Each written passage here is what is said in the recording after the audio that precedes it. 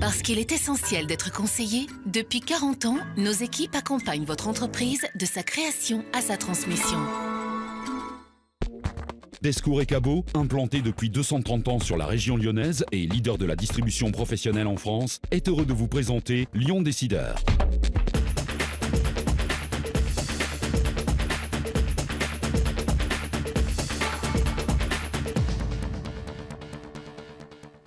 Bonjour et bienvenue dans Lyon Décideur. Coup de projecteur aujourd'hui sur la belle réussite de Starter dans le monde de l'automobile lyonnais. Jean-Louis Brissot, son PDG, est notre invité aujourd'hui.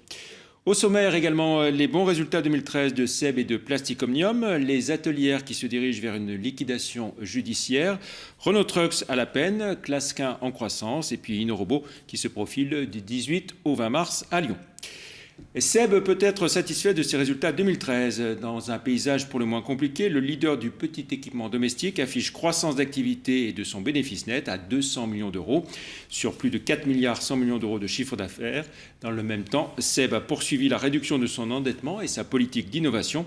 Pour 2014, le groupe lyonnais anticipe des ventes en croissance organique soutenues. Exercice 2013 impressionnant aussi pour Plastic Omnium qui franchit pour la première fois de son histoire la barre des 5 milliards d'euros de chiffre d'affaires avec un bond de 9,2% de son activité et son bénéfice net progresse de 11,4% à 193 millions d'euros. Un exercice au cours duquel le groupe de la famille Burel aura investi 338 millions d'euros au total et lancé 11 nouvelles usines ainsi qu'un important programme immobilier à Gerland. Présent partout dans le monde, Plastic Omnium prévoit une nouvelle croissance en 2014 et encore 2 nouvelles usines. Triste fin en perspective malheureusement pour les atelières. La belle aventure de ces ex-salariés de Lejabi qui avaient redémarré une activité sous forme de coopérative, voici un peu plus d'un an, sous la houlette de Muriel Pernin, va s'arrêter brutalement, faute de concours financiers. Les explications de Félix Thomen. Cela devait être le symbole du Made in France, la preuve qu'il est possible de créer et de fabriquer dans notre pays. Un peu plus d'un an après son ouverture, le constat est amer pour les atelières. Faute d'aide de la part des banques, l'atelier spécialisé dans la confection de lingerie haut de gamme va demander sa liquidation judiciaire. Moi je dis le Made in France, c'est la grande supercherie française. Ce qu'on m'a dit quand je suis allée par exemple taper à la porte de la BPI, on m'a dit, Madame Pernin, c'est formidable, tout ce que vous avez fait c'est très bien, puis toute cette innovation sociale, voilà. Mais non, vous auriez fait une machine à coudre, là, vous auriez eu des aides. Le dossier de liquidation judiciaire doit être déposé ce vendredi matin à 9h30 au tribunal de commerce de Lyon. D'ici là, les chances qu'une solution émerge pour les atelières sont très minces, de l'ordre de 5%. Pas de quoi rassurer les 30 salariés dont une bonne partie a déjà vécu la fermeture de Lejabi.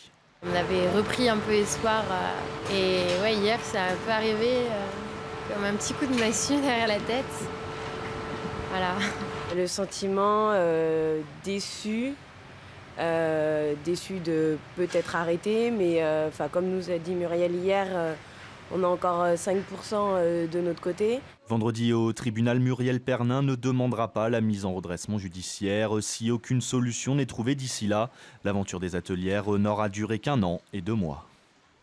Clasquin a terminé l'année 2013 sur une croissance de 7,3%, tutoyant les 200 millions d'euros de chiffre d'affaires. Belle performance quand on sait que les échanges ont augmenté globalement de 2,9% dans le monde. Côté marge commerciale brute, elle ressort un peu plus de 47 millions d'euros. Tendance moins favorable en revanche pour Renault Trucks, dont les ventes 2013 enregistrent une chute de 16,5%. Le renouvellement complet de la gamme du constructeur de poids lourds n'a pas encore eu le temps de faire sentir ses effets dans un marché déprimé dans de nombreux pays. Résultat, la filiale du groupe Volvo annonce la suppression d'un peu plus de 500 postes. InnoRobot, le salon de la robotique et des robots en tout genre, créé par Bruno Bonnel, sera très européen cette année. Les Américains et les Asiatiques se font plus rares pour cette édition. Bruno Bonnel poursuit la montée en puissance de cette filière d'excellence avec le lancement officialisé mardi avec Arnaud Montebourg du fonds Robolution Capital doté de 80 millions d'euros pour venir en accompagnement aux startups de la robotique. Précision avec Emmanuel Lebon. Est-ce que tu viens à InnoRobot cette année? Bien sûr que j'ai à InnoRobot. Voilà, donc tu sais que c'est du 18 au 20 mars. Hein. Je sais que c'est du 18 au 20 mars. À Lyon. Voici un futur visiteur du salon InnoRobot qui se tient du 18 au 20 mars prochain à Lyon. Pour cette 4e édition, il sera possible de visiter le salon sans se déplacer à la Cité internationale. Ça permet à un Américain, par exemple, d'assister au salon InnoRobot et de s'y promener comme un visiteur normal, de choisir ses interlocuteurs comme un visiteur normal sur le salon. Comptez 39 € les 2 heures de déambulation. Au programme de ce salon de professionnels, des robots industriels et connexes, avec des exposants venus du monde entier.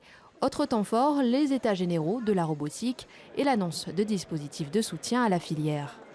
On annonce notamment le lancement du fonds Robolution Capital, qui est un fonds de 80 millions d'euros et qui sera présenté donc dès la semaine prochaine et est à la disposition des startups françaises et européennes en robotique pour que justement ils aient des fonds propres leur permettant leur développement. L'an dernier, 15 000 personnes avaient fait le déplacement au salon InnoRobot. Le chiffre du jour à présent, 91 444. C'est le nombre de demandeurs d'emploi dans le Rhône, fin janvier, soit une hausse de 0,4%. La progression est de 0,3% dans l'ensemble de la région Rhône-Alpes et dans toute la France. En rythme annuel, cette fois-ci, le chômage a augmenté de 4,2% au cours des 12 derniers mois, de 3,4% dans la région et de 4,4% en France. Voilà, on retrouve à présent notre invité, Jean-Louis Brissot, PDG de Starter. Bonjour. Bonjour Jean-Pierre.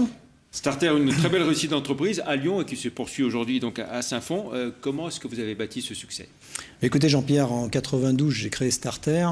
Notre force de stratégie commerciale est basée principalement sur les métiers de niche ou sur les métiers très spécialisés.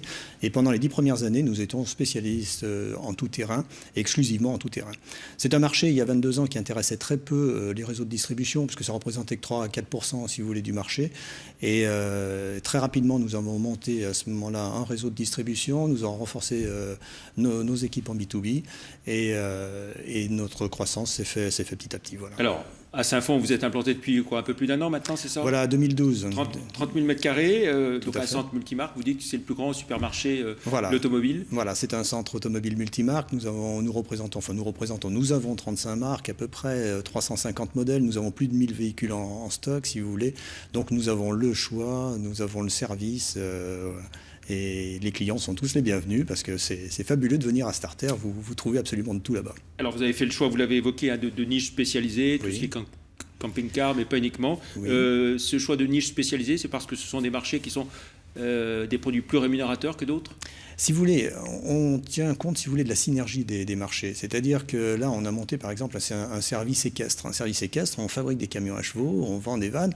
Et il faut savoir qu'il y a 700 000 licenciés en équestre. Et sur la région Rhône-Alpes, ça doit être à peu près 65 000. C'est un marché qui est existant, qui est là. Ces gens-là se déplacent aussi en véhicule de tourisme. Et donc, ce que l'on crée, si vous voulez, sur le site de Starter, c'est surtout cette synergie. Puisque pour nous, Starter, c'est servir toute la famille. C'est servir le seigneur avec un camping-car, la fille avec un van, la mère avec... camping-car, van, véhicule pour chevaux, qu'est-ce qu'il y a d'autre dans les niches spécialisées ? Oui, toujours les 4x4, bien sûr. On est toujours avec Isuzu, si vous voulez. On est leader au niveau du pick-up, là qui est destiné aussi aux professionnels, puisqu'on sert énormément de boîtes de travaux publics, des gens qui tirent du fibre optique, des maçons, des boîtes de BTP, quoi, voilà. Alors, Starter, si on essaie de voir en termes de chiffre d'affaires, de résultats, de chiffre d'affaires et de salariés au total, c'est combien de personnes ? Alors, si vous voulez, au jour d'aujourd'hui, actuellement, pour 2013, on est à 150 millions de chiffre d'affaires. On a passé la barre des 10 000 autos et on a embauché 35 personnes sur l'année 2013 et ça fait 75 personnes au total, si vous voulez, avec le service technique. Voilà, et une progression d'activité qui a été plus importante que ce que vous aviez prévu. Oui, plus rapide, si vous voulez. Vous pensiez faire cette montée en puissance sur Saint-Fond en 3 ans et vous la faites en quoi ? En un an et demi ? Voilà, c'est ça, en un an et demi. C'est-à-dire que nous sommes passés de 6 000 autos avenue Berthelot à 8 000 en 2012 et 10 000 en 2013. Alors la recette du succès, encore une fois, c'est quoi ? Écoutez, c'est le choix, c'est le service, c'est l'empathie vis-à-vis des clients. Ça, c'est très important. Actuellement, l'acte d'achat, c'est un acte important pour un client. Acheter un véhicule, c'est pas anodin. Ça représente des sommes quand même assez conséquentes. Et on a une équipe qui est formée pour ça, pour accompagner cet acte-là avec le particulier, avec le consommateur. Du fait qu'on a du choix, manifestement, le consommateur n'est pas manifestement enfermé dans une marque ou dans un modèle. professionnel et on va vraiment l'amener vers le véhicule qui va lui rendre le plus de services possible. Et puis il faut le dire, vous êtes une entreprise qui embauche ? Tout à fait, 35 personnes en 2013 et on a encore une dizaine d'embauches encore à faire dans le semestre qui vient. Alors, sans dire, vous passez la petite annonce en direct, mais quels sont les profils que vous recherchez par exemple ? Si vous voulez, on recherche dans tous les domaines, aussi bien informatique que des contrôleurs de gestion, à l'atelier, en mécanique, en préparation, etc. Si vous voulez, tous les postes sont à pourvoir puisque les équipes grossissent actuellement. Et voilà, donc... La réussite de Starter, c'est aussi l'implication d'une équipe, un management reconnu. Vous pouvez nous en dire quelques mots ? Tout à fait. Starter, c'est un gros navire familial quand même. On reste en boîte, on est une entreprise familiale. Et si vous voulez, il est vrai que dans ce navire, il faut que tous les moussaillons s'accordent et il faut que les équipes soient soudées. Donc on embauche très souvent des juniors que l'on forme à la façon Starter. Et ces gens-là doivent manifestement intégrer, si vous voulez, une équipe et être solidaire avec les collaborateurs. Manifestement, c'est la solidarité entre les collaborateurs, si vous voulez, qui emmène Starter et qui emmène le navire. Vous avez aussi une politique de service qualitatif très, très, très importante. Tout à fait. On a des systèmes de contrôle, si vous voulez, systématiques, avec des fusibles à chaque étape, aussi bien au niveau administratif, logistique, au service livraison. Et systématiquement, tout est contrôlé 2 fois par 2 personnes, un petit peu dans le style de la mécanique aviation, où systématiquement, les mécanos se contrôlent les uns les autres. Voilà, alors l'implantation à Saint-Fond, au cœur du pôle automobile sud de lyonnais, très, très, très important. Bilan plus que positif. Plus que positif, oui. C'est un investissement de quel ordre au total ? 10 millions. 10 millions d'euros, si vous voulez, d'investissement. Et manifestement, c'est un outil nécessaire pour arriver à notre objectif. Notre objectif, lorsque nous étions sur l'avenue Berthelot, nous tournions à 6 000 voitures, si vous voulez, à l'année. Notre objectif était d'emmener Starter à 10 000 autos en 3 ans, et on l'a emmené en 1 an et demi, si vous voulez, avec cet outil-là. Est-ce que vous avez des projets en dehors du pôle de Saint-Fond ? Oui, on en a plein les tiroirs, mais on va le faire petit à petit, si vous voulez. Déjà, on va finaliser correctement. Ça veut dire quoi, en dehors de la région lyonnaise ? Oui, si vous voulez, sur le plan européen. Sur le plan européen, nous avons plusieurs projets, si vous voulez. D'implantation donc dans d'autres pays ? Tout à fait. Voilà, actuellement, des voisins, l'Europe du Sud ? Non, on va travailler uniquement, c'est déjà sur les voisins, c'est déjà pas mal. Voilà, en Europe, on a de quoi faire, si vous voulez, avec les pays limitrophes. Oui. Un mot sur le marché de l'automobile en France, qui est, on peut le dire, plutôt en berne. Comment est-ce qu'il faudrait le relancer et vous qui marchez plutôt bien Alors si vous voulez, le marché automobile est en berne. C'est vrai qu'encore en 2013, il a encore baissé de plus de 5%, si vous voulez. Je pense que maintenant, il commence à atteindre, si vous voulez, des seuils où il ne devrait plus descendre. Ça fait quoi ? Ça fait 4 ans qu'il baisse en France ? Oui, tout à fait. Donc là, je pense qu'on arrive... C'est son plus bas historique depuis 15 ans, je crois. Voilà, à peu près, oui. On retrouve, si vous voulez, les années 90 à peu près. Donc c'est à peu près ça. Mais on peut considérer qu'actuellement, il est en train de se stabiliser. Qu'il reparte à la folie, je ne pense pas, si vous voulez.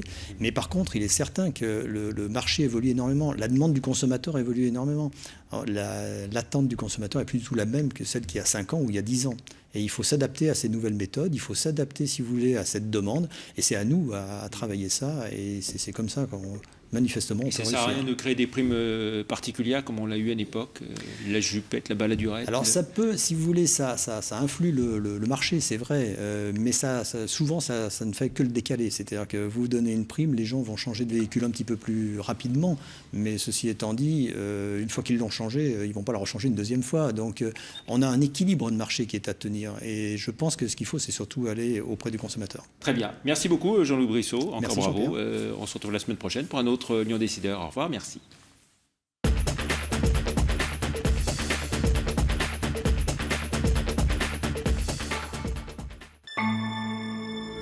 Parce qu'il est essentiel d'être conseillé, depuis 40 ans, nos équipes accompagnent votre entreprise de sa création à sa transmission.